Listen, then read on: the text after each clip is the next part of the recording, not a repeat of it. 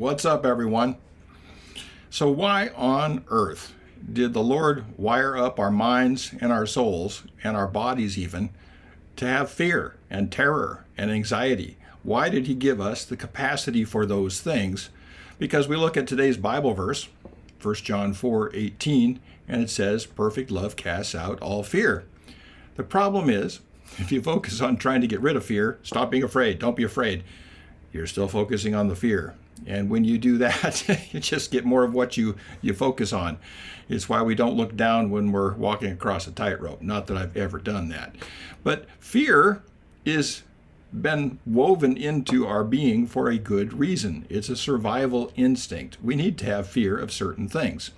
Now, if you're out hiking in the woods and you run across a mountain lion, it's a really good idea to have some fear and not just pretend like the mountain lion isn't there, walk up and scratch it under the chin or something. That's not what we ought to be doing. And fear actually helped me out last week. I accidentally lit a gas can on fire in the woods. And it's a long story. I won't tell you how that happened, but we were right under a whole bunch of trees and it was windy and the whole forest could have caught on fire and I would have been in the news. And you'd been watching my face there rather than here on a Bible teaching. And fear gripped me, just boom, just my whole body went into action. And I reached down and I grabbed the gas can and I threw it away from the trees while it was burning. Well, the result is, and if you're squeamish, please don't look for a few seconds, is I've got sort of a nasty burn here. And it's healing well and all that stuff. But the fear is actually a good thing. It got me moving really, really quickly. And so there are times where we need to have that. And there's other times where we need not to have that.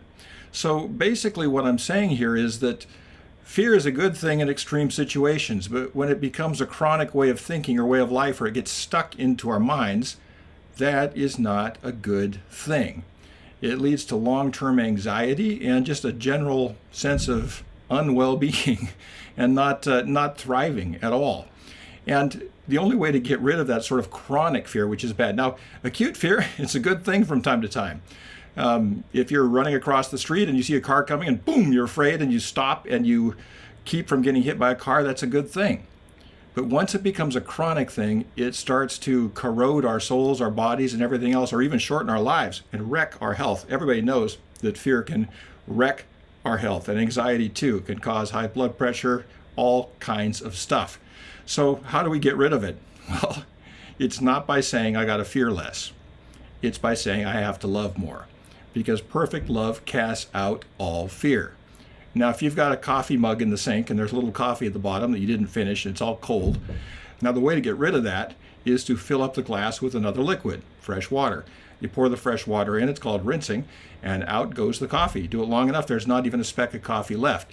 So what we need to do is not ask the Lord to take away our fear, but ask the Lord to take away our anxiety by pouring love into our hearts. The more we love others, the more we love ourselves, the more we love the Lord, the more we love life and the creation around us, the less fear we're going to have. Now, we can't necessarily generate love from within. We often have to ask for it as a gift from the Lord. So ask the Lord today to fill you with love like that fresh water that cleans out the coffee mug, and have that cast out all chronic fear and anxiety from your life. And if that's become a really acute problem, please go see a licensed Christian counselor, a psychoanalyst, somebody who can actually work on the deeper roots of that, because there's clinical anxiety and fear too that a simple prayer may not be able to unroot and pull out. We want to pull these things out by the root. So get help, whatever help you need. But in any case, don't be afraid of being afraid in certain situations. This actually keeps us alive.